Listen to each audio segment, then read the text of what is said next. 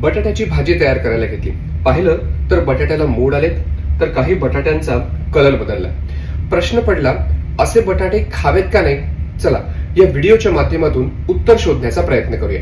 कांदा, बटाटा, लसूण मोड आल्यावर खावेत का नाही याबद्दल मतं वेगवेगळी आहेत.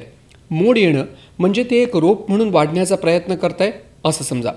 मी थोडा रिसर्च केला तर बॉर्न ॲपेटाईटच्या वेबसाईटवर कळलं की यावेळी बटाट्यात ग्लायको अल्कलॉइड वाढू लागतं, त्यामुळे खूप उग्र टेस्ट येते. बीबीसीच्या माहितीनुसार हे रोपांचं बुरशी आणि कीटकांपासून संरक्षण करतं. यामध्ये सोलनिन नावाचं एक कंपाऊंड असतं. ते बटाट्या व्यतिरिक्त टोमॅटो, वांगी आणि शिमला मिरचमध्येही आढळतं. त्यामुळे मोड आलेले किंवा दीर्घकाळ साठवून ठेवलेले बटाटे आरोग्यासाठी चांगले नसतात. तर बीबीसीशी बोलताना लिंकन विद्यापीठात पोस्ट हार्वेस्ट तंत्रज्ञानाचे प्राध्यापक डॉक्टर क्रिस बिशप सांगतात, मोड आलेल्या बटाट्यातील धोकादायक बाब ग्लायको अल्कलॉइड असतं.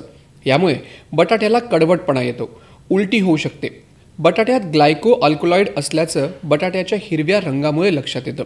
त्यामुळेच हिरवा रंग आलेले बटाटे खाऊ नयेत. तर ब्रिटनच्या फूड स्टँडर्ड एजन्सीच्या माहितीनुसार मोड आल्यानंतरही बटाटा कडक असेल आणि सडल्याचं कोणतंही चिन्ह नसेल तर बटाटा खाता येतो.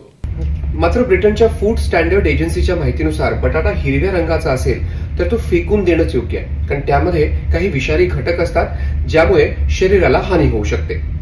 तर मिसिसिपी विद्यापीठाच्या माहितीनुसार मोड आलेले बटाटे खाणं जनरली तर सेफ आहे. या मोडांमध्ये सोलनिन असतं. खूप जास्त मोड असतील तर बटाटा फेकलेला चांगला. तर माहितीनुसार असे बटाटे खाल्ल्यानंतर हगवण, उलटी, पोटदुखी यांसारखी लक्षणं दिसून येतात. आता महत्त्वाच्या गोष्टीकडे लक्ष द्या. मोड छोटे असतील तर तेवढा भाग कापून घ्या.